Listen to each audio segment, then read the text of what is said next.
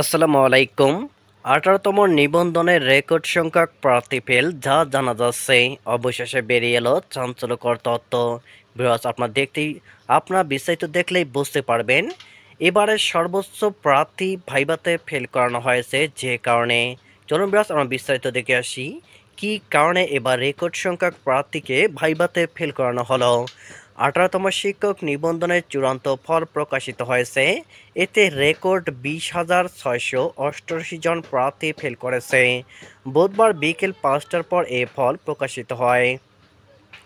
বেসরকারি শিক্ষক নিবন্ধন ও প্রত্যয়ন কর্তৃপক্ষের একটি সূত্র জানিয়েছে, অন্যান্য নিবন্ধনের তুলনায় এবার মৌখিক পরীক্ষা তুলনামূলক কঠিন হয়েছে। পাশ ফেলের ক্ষেত্রে প্রার্থীদের মধ্যে ন্যূনতম যোগ্যতা রয়েছে কিনা সে বিষয়টি বিবেচনা নেওয়া হয়েছে।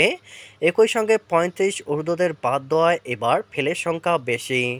নাম অপ্রকাশিত রাখার শর্তে সংস্থাটির একজন কর্মকর্তা জানান, মৌখিক পরীক্ষায় অনেকেই খুব সাধারণ প্রশ্নের উত্তর দিতে পারেনি।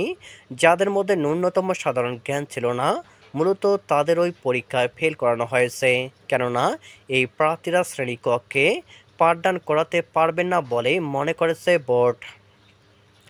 ১৮তম নিবন্ধনে ৩৫ ঊর্ধ্বদের ফেল করানো প্রসঙ্গে জানতে চাইলে ওই কর্মকর্তা আরও বলেন, এ বিষয়ে আমি কিছু বলতে পারব না। এমন কোনো সিদ্ধান্ত হলে সেটি নীতি নির্ধারণী পর্যায় থেকে নেওয়া হতে পারে। ১৮তম শিক্ষক নিবন্ধনের চূড়ান্ত ফল থেকে ৩৫ ঊর্ধ্বদের বাদ দেওয়ার বিষয়টি একাধিক প্রার্থী দ্য ডেইলি ক্যাম্পাসকে নিশ্চিত করেছেন। তারা বলেছেন, মৌখিক পরীক্ষায় ভালো করলে কেবলমাত্র বয়সজনিত কারণে তাদের বাদ দেওয়া হয়েছে।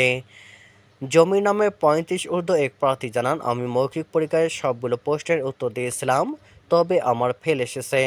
আমার মতো এমন অনেক প্রার্থী রয়েছে যারা লিখিত মৌখিক পরীক্ষায় ভালো করলেও তাদের ফেল এসেছে। যদি ফেলই করানো হবে, তাহলে মৌখিক পরীক্ষা কেন নেওয়া হলো? জানা গেছে, ২০২৪ সালের ১২ ও ১৩ জুলাই অষ্টাদশ শিক্ষক নিবন্ধনের লিখিত পরীক্ষা অনুষ্ঠিত হয়। পরীক্ষায় ৮৩,৮৬৫ জন পরীক্ষার্থী উত্তীর্ণ হন। লিখিত পরীক্ষায় উত্তীর্ণ প্রার্থীদের মধ্যে ৮১,২০৯ জন প্রার্থী মৌখিক পরীক্ষায় অংশগ্রহণ করেন। মৌখিক পরীক্ষায় অংশগ্রহণকারী প্রার্থীদের মধ্যে চূড়ান্তভাবে ৬০,৫২১ জন প্রার্থী উত্তীর্ণ হয়েছেন।